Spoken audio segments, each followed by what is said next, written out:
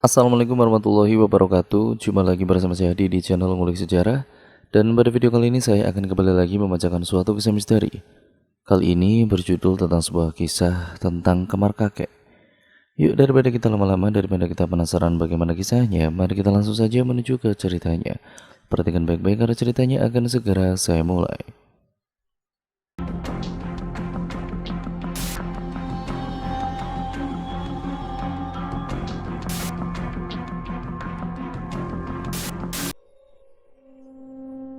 Di malam yang tenang saat jangkrik bernyanyi dengan indahnya, rumah terasa begitu tenang. Dari kejauhan terdengar suara ayah yang sedang tertawa menonton acara kesukaannya. Karena haus, aku beranjak dari kasurku dan menuju ke dapur untuk mengambil segelas air. Ternyata di dapur ada bunda yang sedang mencuci piring. Bunda bertanya padaku, mengapa aku belum tidur? Lalu aku bilang pada bunda bahwa aku kehausan, sampai-sampai aku tidak bisa tidur. Tidak lama kemudian terdengar suara telepon dari ruang tamu. Ayah mengangkat telepon itu, ternyata Om Irwan yang meneleponnya. Dan dia memberitahu bahwa kakekku sedang sakit. Ayah berbincang sangat lama sekali di telepon dan beberapa saat kemudian, ayah mengakhiri panggilannya. Bun, besok kita berangkat ke rumah bapak ya, kata Irwan bapak sakit. Lalu bunda mulai menyiapkan perlengkapan untuk menginap di sana. Tidak lama kemudian bunda masuk ke kamarku dan berkata kalau besok kita akan berangkat ke rumah kakek. Dan terpaksa aku harus izin sekolah selama beberapa hari. Sejujurnya aku tidak terlalu suka ke rumah kakek. Aku tidak terlalu akrab dengan kakek, namun aku begitu dekat dengan nenek. Belum lagi rumah kakek itu bergaya klasik dan sangat kuno. Namun karena kondisi kakek yang sedang sakit, mau tidak mau aku harus pergi ke sana. Ayam pun mulai berkokok membangunkan kami dari tidur yang sangat panjang. Ayam masuk ke kamarku dan menyuruhku untuk segera bersiap-siap. Vian adikku sangat senang sekali jika kami ini pergi ke rumah kakek. Vian itu cucu kesayangan nenekku dan wajar jika dia sangat senang sekali. Lalu kami pun bersiap melakukan perjalanan.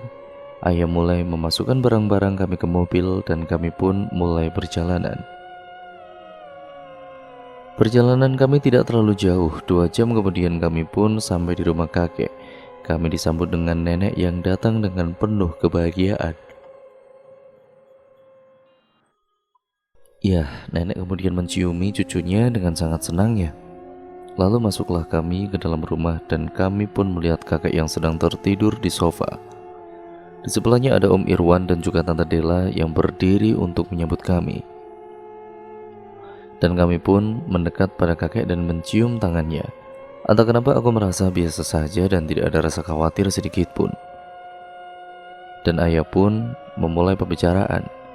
Saat mulai dari bertanya tentang kondisi kakek dan membujuk kakek untuk pergi ke rumah sakit. Namun kakek selalu meyakinkan bahwa dia baik-baik saja. Dia tidak perlu ke rumah sakit. Ayah dan juga bunda pun mulai membereskan barang-barang kami. Dan bunda bilang kalau kita akan menginap selama 2 hari di sini untuk memastikan kondisi kakek normal kembali. Senja pun tiba, aku selalu duduk di luar rumah saat di rumah kakek karena aku tidak suka bau ruangan di dalamnya. Baunya seperti barang-barang kuno dan membuatku tidak nyaman jika berada di dalam. Dan malam hari pun tiba saat dimana aku merasakan kejenuhan yang luar biasa. Aku terus berdiam diri di kamar dan juga tidak lama nenek memanggilku untuk makan malam. Berkumpullah kami di meja makan dengan kakek yang wajahnya sangat lelah. Duduklah aku di sebelah kakek dan aku merasa canggung karena aku tidak terlalu dekat dengan kakekku. Lalu aku beranikan diri untuk bertanya sesuatu kepada kakek. Kakek udah enakan? Tanyaku. 3 hari juga kakek enakan kok, jawabnya. Dan aku pun merasa senang karena kakek menjawabku. Lalu selesai makan, kami berkumpul di ruang tamu dan kakek begitu tenang tidur di sofa. Lalu aku pun memutuskan untuk pergi ke kamar karena aku mulai mengantuk. Tidak lama kemudian, aku pun tertidur karena aku merasa sangat lelah dan bosan. Teng, teng, teng. Bunyi jam menunjukkan pukul 12 tepat. Aku pun kemudian terbangun. Ya, karena jam yang sangat berisik itu tentunya. Dan jam itu adalah hal yang paling aku benci di rumah kakek. Karena setiap aku menginap di sini, jam itu selalu membangunkanku di tengah malam itu. Aku pun sulit untuk tidur kembali. Sayup-sayup terdengar suara ayah dan kakek sedang membicarakan sesuatu. Dari obrolan itu aku mendengar bahwa kakek menitipkan nenek pada ayah jika kakek sudah tidak ada di dunia ini lagi. Aku pun sedikit sedih mendengar hal itu. Tidak lama kemudian, Bunda menyuruhku untuk tidur kembali, namun aku sangat ingin pergi ke toilet. Akhirnya aku pun pergi ke toilet agar tidak terganggu saat aku melanjutkan tidurku, dan aku pun melewati kamar kakek yang digembok. Aku merasa sangat aneh, karena terakhir kali aku kesini belum ada gembok dan kamar itu hanya selalu tertutup saja. Dan satu hal dari dulu yang selalu aku anggap aneh adalah kakek selalu tidur di sofa, sedangkan nenek tidur di kamar lainnya. Dan hal yang paling membuatku penasaran adalah tidak ada yang tahu ada apa di dalam kamar itu selain kakek. Aku ingat ayah pernah bercerita kepadaku bahwa saat ayah masih kecil dan baru pertama kali pindah ke rumah itu, kakek tidak mengizinkan siapapun untuk masuk sebelum kakek memeriksa semua ruangan di rumah itu. Setelah kakek memeriksa semua ruangan itu, barulah nenek, ayah dan juga Om Irwan masuk. Namun kakek bilang kalau ayah dan juga Om Irwan tidak boleh memilih kamar di paling ujung. Kakek bilang ruangan itu akan dijadikan gudang. Namun karena ayah ini merasa penasaran dan ingin melihat semua ruangan. Sebagai seorang anak kecil yang ingin tahu, ayah pun memutuskan melihat kamar paling ujung itu. Dan saat ayah mencoba membuka pintu kamar itu, pintunya sangat berat seperti diganjal sesuatu dari dalam. Ayah mencoba terus hampir setiap hari, namun tidak bisa karena pintu itu sangat berat sekali. Namun ada yang aneh yang sering ayah lihat waktu itu. Ayah dan juga Om Irwan sering melihat kakek masuk ke dalam ruangan itu, dan jika diperhatikan kakek begitu mudah membuka pintu tersebut, dan kakek sering sekali menghabiskan berjam-jam di dalam ruangan itu. Ayah bilang, ayah sering bertanya pada nenek, apa yang kakek lakukan di dalam ruangan itu? Namun, nenek bilang kan kalau kakek ini hanya membersihkan dan juga merapikan ruangan itu. Dan menurut ayah, kakek selalu menabur garam di depan ruangan itu. Ayah selalu bertanya untuk apa kakek melakukan itu. Namun kakek bilang dia melakukan itu agar tidak ada kelabang yang keluar dari ruangan tersebut. What? Itu tidak masuk akal kan? Setelah aku ke kamar mandi, aku bergegas kembali untuk tidur. Dan saat itu suasana menjadi gaduh di ruang tamu. Aku pun berlari ke ruang tamu dan ternyata kondisi kakek memburuk. Nafasnya terengah-engah. Dengan panik, ayah dan juga Om Irwan membawa ayah ke mobil untuk pergi ke rumah sakit. Ayah, Om Irwan, dan juga nenek ikut pergi ke rumah sakit. Dan aku, Bunda, Vian, dan istri Om Irwan menunggu di rumah. Kami begitu khawatir menunggu kabar dari ayah. Kami harap kakek baik-baik saja. Dan sejam kemudian ayah menelepon Bunda. Bapak udah gak ada, Bun? Tangisan pun pecah kala itu. Kami sangat sedih dan merasa tidak percaya bahwa kakek sudah meninggal dunia. Ambulan pun datang diiringi dengan suara sirine yang begitu sangat keras membuat semua tetangga bangun dan berkunjung ke rumah kami. Tidak lama kemudian mayat kakek diturunkan dari ambulan dan tentu saja tangisan kami mendampingi kepergian kakek kala itu. Rencananya kakek akan dikuburkan jam 7 pagi. Dan kakek pun pergi meninggalkan kami semua untuk selama-lamanya. Setelah 7 hari kepergian kakek, ayah mulai memberitahu Bunda bahwa kami akan pindah ke sini. Dan mendengar itu, aku sempat menolak. Aku bilang kepada ayah, aku tidak betah di sini. Aku tidak mungkin bisa tinggal di sini terus. Ayah berkata kepadaku bahwa ayah sedang mencari jalan keluar agar ayah bisa membawa nenek tinggal di rumah kami. Namun nenek tidak bisa meninggalkan rumah yang penuh kenangan tersebut. Dan ayah pun bertanya padaku, Apa yang membuatku tidak suka di sini? Aku bilang rumah ini tua dan menyeramkan, baunya juga tidak enak. Ayah dan bunda tersenyum mendengar jawabanku, dan ayah bilang bagaimana jika ayah merenovasi rumah itu agar sedikit lebih modern. Aku pun bilang mungkin kalau direnovasi akan sedikit membuatku nyaman, dan ayah pun meminta persetujuan pada nenek dan juga Om Irwan untuk merenovasi rumah itu.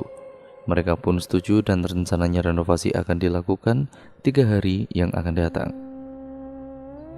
Malam pun tiba, dan entah kenapa malam ini begitu sepi sekali. Wajar saja karena hampir 1 minggu setiap malam ada acara tahlilan, dan malam ini tidak ada. Aku benar-benar benci keheningan ini. Sekitaran jam 11 malam, aku kemudian sangat ingin ke toilet. Namun aku sedikit takut karena suasana rumah yang begitu sangat sepi. Aku meminta antar bunda, namun bunda sangat mengantuk dan aku pun tidak tega mengganggu tidur bundaku. Dan aku pun akhirnya memberanikan diri ke kamar mandi sendirian. Ya, jika aku beranikan diri, semuanya akan baik-baik saja sampai aku melewati kamar itu. Entah mengapa aku merasa sedikit takut saat melewati kamar tersebut. Dan saat aku di dalam kamar mandi, aku mendengar sesuatu saat aku mencari dari mana suara itu. Ternyata suara itu berasal dari dalam kamar tersebut. Suaranya seperti ada hewan yang mencakar-cakar dari dalam ruangan. Hal itu tidak aneh karena ayah bilang ruangan itu dijadikan gudang oleh kakek. Aku pun dengan santai berjalan kembali ke kamar. Dan saat aku menjauh, suara itu menjadi semakin keras dan membuatku jadi takut. Lalu aku kemudian lari secepat mungkin ke kamar. Itu sedikit menyeramkan karena suasana sangat sepi sekali. Pagi hari pun tiba.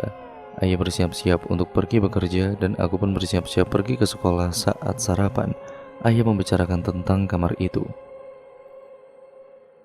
Ayah meminta izin untuk membuka rantai itu karena ayah ingin membersihkan ruangan tersebut. Om Irwan pun setuju dan menawarkan diri membuka ruangan itu. Pergilah aku dan ayah untuk memulai aktivitas pagi ini. Sepulang sekolah, aku masuk ke dalam rumah dan terdengar suara keras menghantam tembok. Saat aku berlari ke sumber suara, ternyata Om Irwan sedang berusaha menghancurkan pintu ruangan itu. Aku bertanya pada Om Irwan mengapa ia berusaha menghancurkan ruangan itu. Om Irwan bilang pintunya sangat keras sekali seperti diganjal sesuatu dari dalam. Dan setelah berusaha seharian ternyata Om Irwan tidak cukup kuat mendorong pintu kamar itu. Akhirnya Om Irwan memutuskan untuk menunda pekerjaan itu dan menunggu ayah pulang untuk meminta bantuan. Dan sebelum azan maghrib berkumandang, ayah pun sampai di rumah. Om Irwan pun menceritakan kejadian tadi siang itu. Lalu ayah bilang akan mencobanya sehabis isya nanti. Dan setelah sholat isya, ayah dan juga Om Irwan mencoba membuka ruangan itu. Dengan mengeluarkan semua tenaga, mereka berusaha sekeras mungkin. Namun, hasilnya tetap saja nihil.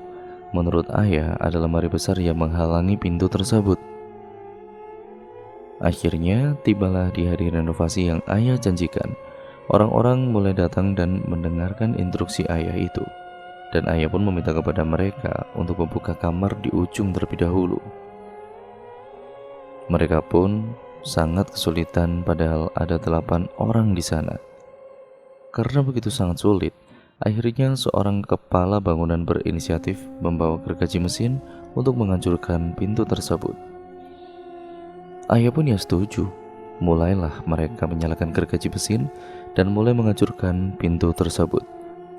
Dan semuanya membuahkan hasil. Pintu itu pun mulai hancur karena gergaji mesin itu. Dan setelah semua bagian pintu itu digergaji, tukang bangunan itu pun menendang pintu itu hingga ruangan terbuka dan angin bertiup sangat kencangnya dari ruangan itu. Dan yang tidak kalah aneh adalah ruangan itu kosong, tidak ada apapun di sana. Lalu apa yang mengganjal pintu itu hingga sangat sulit sekali untuk dibuka? Menurut tukang bangunan, mungkin pintunya ya memuai hingga menjadikannya sulit untuk dibuka. Ya mungkin itu sedikit masuk akal juga.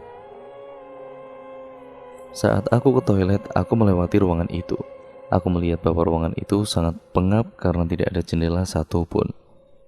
Dan yang membuatku merasa aneh, dari mana binatang yang mencakar-cakar pintu itu masuk. Renovasi pun berjalan lancar. Hingga seminggu lebih berjalan dan hampir selesai semuanya. Aku sedikit bersemangat tinggal di sini karena suasananya tidak seperti dulu. Dan ayah pun kembali bertanya padaku apakah aku siap tinggal di sini. Dengan semangat aku pun menjawab iya. Akhirnya renovasi pun selesai dan ayah mulai mengambil barang di rumah kami yang lama untuk dipindahkan ke sini. Aku meminta pada ayah kalau aku ingin kamar sendiri. Ayah bilang aku boleh memilih kamar manapun, tapi jangan di kamar milik kakekku. Aku bertanya pada ayah, apa yang salah dengan kamar itu? Ayah bilang kamar itu mau dijadikan gudang karena kamar itu tidak terlalu besar dan juga selalu lembab terus. Aku tidak merasa aneh sedikit pun karena alasan itu masuk akal menurutku. Aku pun memilih kamar paling depan. Aku sangat senang sekali karena kamarku dekat dengan kamar ayah dan juga kamar nenek. Aku mulai merapikan barang-barangku. Tidak lama kemudian aku mendengar suara Om Irwan memanggil ayahku, dan itu dari arah dapur. Aku tidak tahu ada apa, aku pun ikut ke belakang.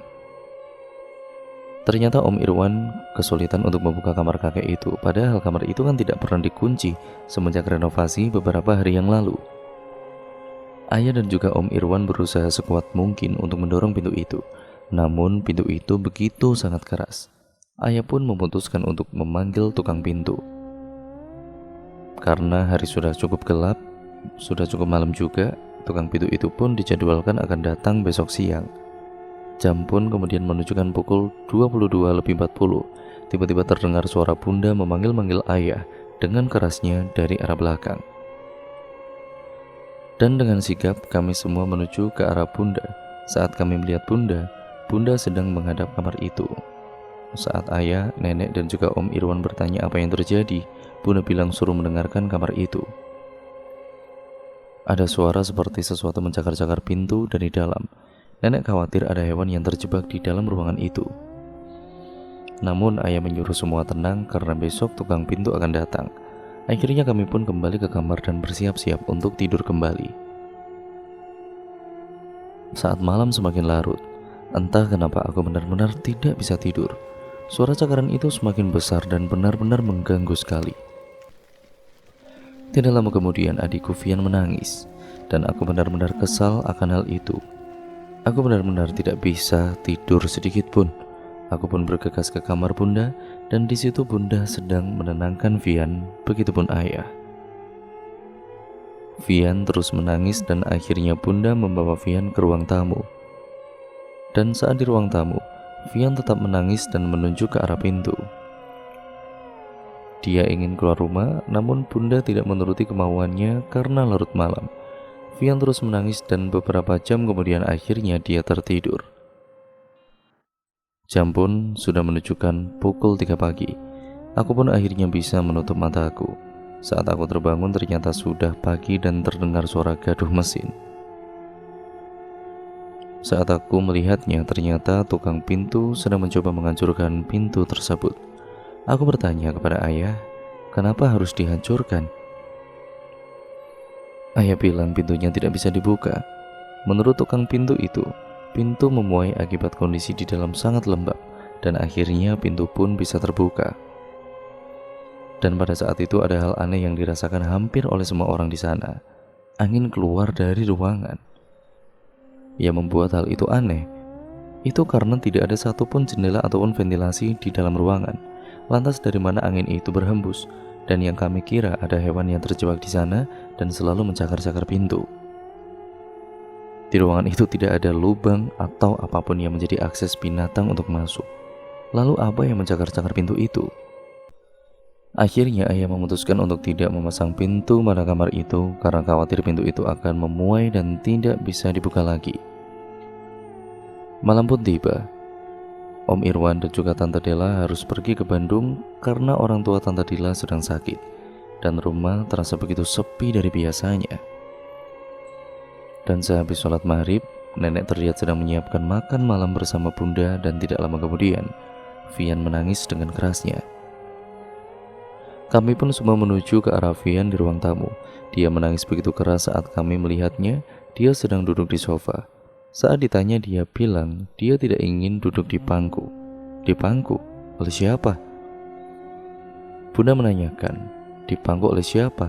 Dia bilang, Vian gak mau dipangku sama kakek. Badan kakek dingin. Sontak kami semua di situ kaget dengan jawaban Vian. Kami pun segera membawa Vian ke ruang makan dan berpura-pura tidak peduli dengan apa yang Vian katakan. Walaupun aku tahu itu benar-benar membuat kami takut. Ayah pun berusaha mencairkan suasana dengan membahas tentang sekolahku. Namun itu tidak merubah keadaan, aku tetap ketakutan. Selesai makan malam, aku kemudian ke kamarku untuk mengerjakan PR. Namun sebelum itu, aku pergi ke kamar mandi untuk buang air kecil. Aku pun melewati kamar itu lagi, dan kamar itu sedikit menyeramkan karena biasanya kamar itu tertutup. Dan entah kenapa, kamar itu gelap sekali. Dan aku berpikir, ayah lupa memasang lampu di kamar itu. Sehabis dari toilet, aku pergi ke kamar ayah, dan aku meminta untuk memasangkan lampu di kamar belakang itu. Namun, ayah bilang ayah sudah memasang lampu itu tadi siang. Aku bilang pada ayah, tapi lampu itu tidak menyala. Dan aku sudah mencoba memastikannya. Akhirnya ayah ke ruangan itu dan ternyata lampunya memang mati. Dan ayah pun mengganti lagi lampunya dan ruangan itu menjadi terang. Aku pun merasa tenang karena ruangan itu jadi tidak begitu menyeramkan. Sekitar jam setengah 10, aku mendengar Bunda memanggil-manggil ayah. Saat itu, aku pun menuju ke arah Bunda. Ternyata Bunda meminta ayah memasang lampu di kamar itu. Ayah heran karena ayah baru mengganti lampu itu beberapa jam yang lalu. Ayah pun meyakinkan ibu bahwa tadi aku pun melihat ayah mengganti lampu itu. Akhirnya, ayah pun mengganti lampu itu lagi dan kamar itu terang kembali. Lalu Vian pun kembali menangis di kamar. Saat kami datang, dia sedang duduk di kasur dan Bunda bertanya pada dia, apa yang terjadi? Dia bilang, Vian, kesempitan di sini Bunda, banyak orang di kasur Vian. Kami begitu bingung harus menjawab apa. Lantas nenek pun datang dan menenangkan kami. Nenek bilang Vian hanya bermimpi. Namun aku tidak yakin Vian bermimpi. Mungkin apa yang dia bilang memang benar. Setelah Vian tenang, kami pun berkumpul di ruang tamu.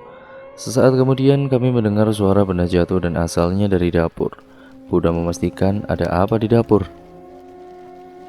Belum lama Bunda beranjak dari ruang tamu. Bunda pun berteriak. Kami pun langsung menuju ke dapur, namun apa yang kami lihat sungguh di luar nalar.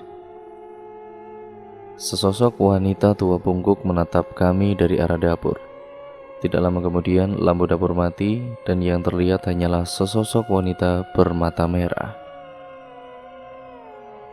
Nenek pun kemudian melemparkan sesuatu ke arah dapur dan membaca surat-surat pendek. Tidak lama lampu itu kembali menyala. Dan tanpa berpikir panjang kami pun kembali ke ruang tamu sambil membicarakan hal itu. Nenek bilang yang namanya makhluk halus untuk menyesatkan kita. Kita punya Allah, dia nunjukin wujudnya kayak gitu biar kita takut. Dan ngebuat kita tidak ingat sama Gusti Allah, tutur nenek. Lalu ayah pun berusaha menenangkan aku dan juga Bunda. Ayah pun bilang bahwa kita sebagai manusia, derajat kita lebih mulia daripada mereka. Akhirnya agar kami tenang, ayah memutuskan untuk begadang menjaga kami. Nenek terlihat sangat tenang dan terus memegang tasbihnya. Mulutnya tidak berhenti membaca zikir. Dan nenek tidak terlihat tidak takut sedikit pun. Pagi pun tiba. Ayam pun berkokok dengan kerasnya, membangunkan kami dari malam yang sangat mencekam itu. Kami pun memulai aktivitas seperti biasanya. Namun kami semua merasa sangat takut saat harus pergi ke kamar mandi yang posisinya sangat dekat dengan dapur dan kamar kakek. Dan karena kami ketakutan, kami bergiliran ke kamar mandi sambil menunggu satu sama lain. Saat aku keluar dari kamar mandi, ayah sedang membersihkan kamar itu. Dan ternyata entah kenapa lampu yang ayah pasang tadi malam hancur dan berserakan di lantai. Ayah pun memasang kembali lampu di kamar itu. Kami pun bersiap-siap untuk beraktivitas. Dan duar! Suara ledakan sangat besar berasal dari arah dapur dan ayah pun berlari memastikan apa itu. Dan ternyata ledakan itu berasal dari lampu di kamar tersebut. Saat aku ingin melihat apa yang terjadi, ayah berlari keluar dari kamar itu dan menyuruh kami keluar rumah karena api membakar langit-langit kamar tersebut. Bunda dan aku pun keluar rumah untuk mencari bantuan. Datanglah tetangga-tetanggaku untuk membantu dan saat yang lain datang ke ruangan itu, tidak ada apa-apa di kamar tersebut. Ayah pun bingung, apa yang sedang terjadi? Jelas-jelas tadi itu api membakar langit-langit kamar itu. Tetangga kami pun bingung bukan kepalang. Nenek pun yang meminta maaf pada para tetangga dan mereka pun kembali ke rumah masing-masing. Kami pun berkumpul di ruang tamu membicarakan hal tersebut.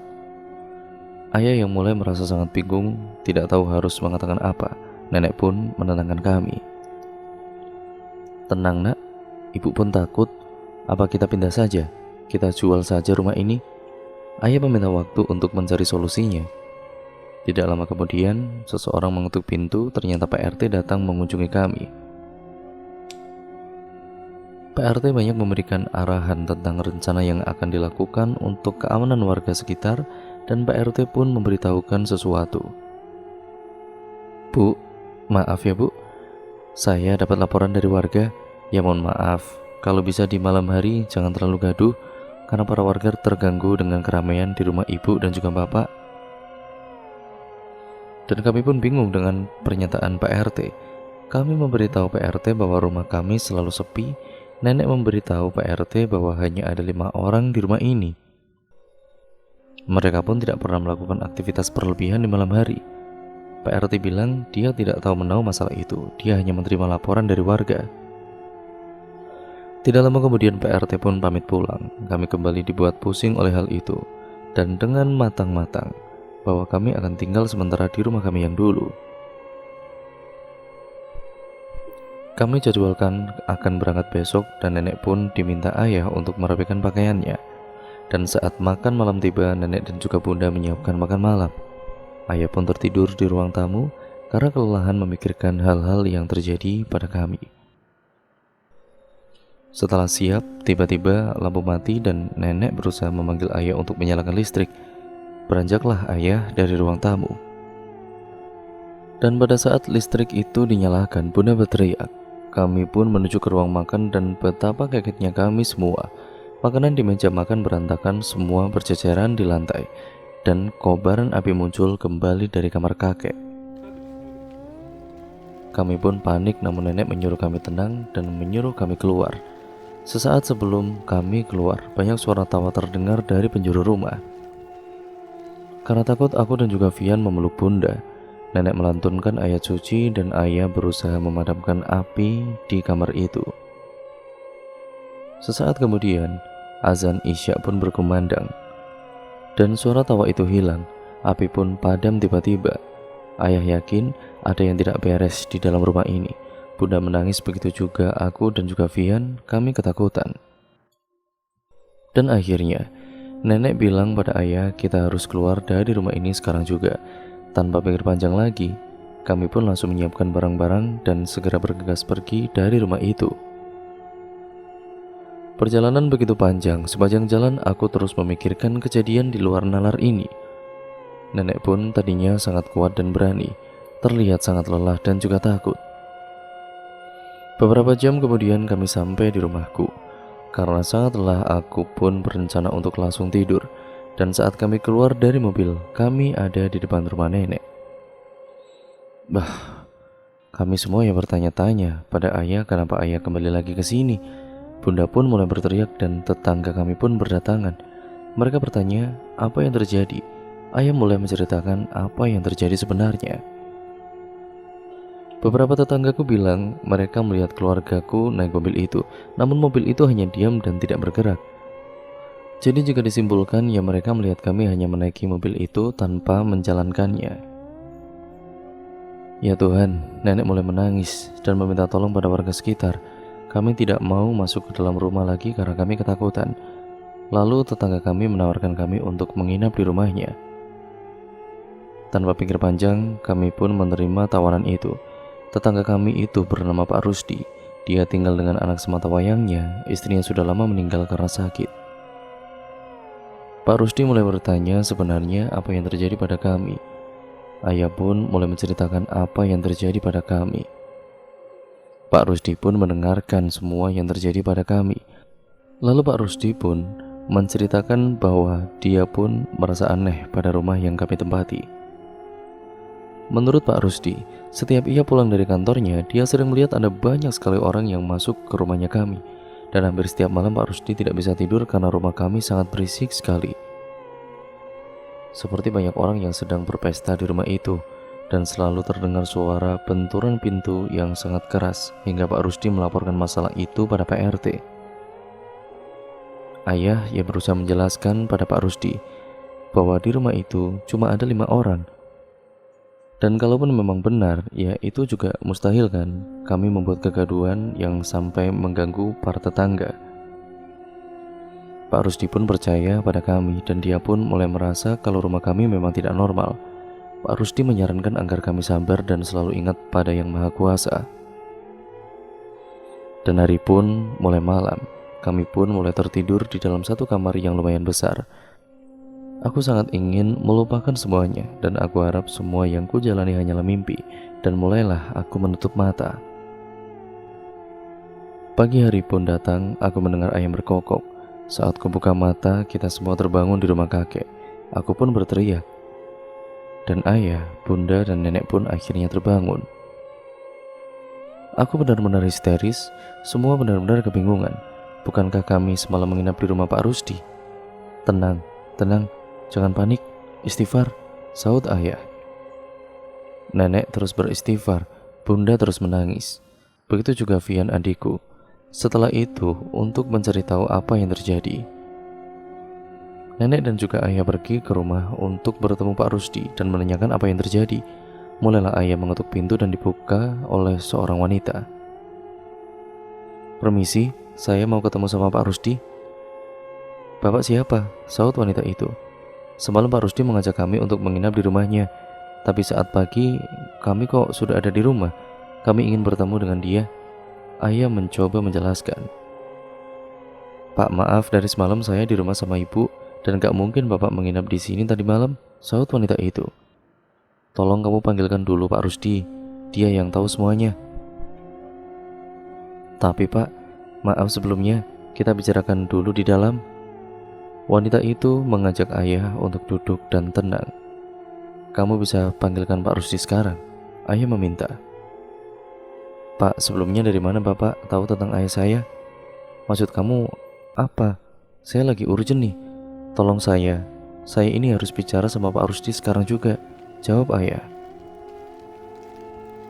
Saya nggak tahu dari mana bapak kenal ayah saya, tapi ayah saya kan sudah meninggal 3 tahun yang lalu. Ayah terheran-heran di situ dan tidak percaya dengan yang dikatakan wanita tersebut. Lalu nenek dan ayah pun kembali ke rumah dalam keadaan yang sangat tertekan. Ayah terlihat begitu stres, begitupun bunda yang tidak henti-hentinya menangis. Nenek bilang nenek sangat kebingungan dan tidak tahu harus berbuat apa lagi. Selain berserah diri pada Allah SWT, ya begitupun ayah dan juga bunda. Perasaannya begitu sangat menakutkan dan juga membingungkan.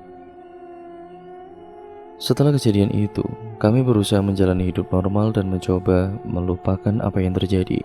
Namun tetap kami selalu dibayang-bayangi oleh ketakutan. Lalu kemudian nenek memanggilku dari arah dapur. Saat aku hendak ke dapur, ternyata nenek sedang berada di kamar kakek. Aku pun mendekat ke arah nenek dan tiba-tiba nenek menghilang. Karena takut, aku berlari dari kamar gelap itu. Aku berlari secepat mungkin yang aku bisa.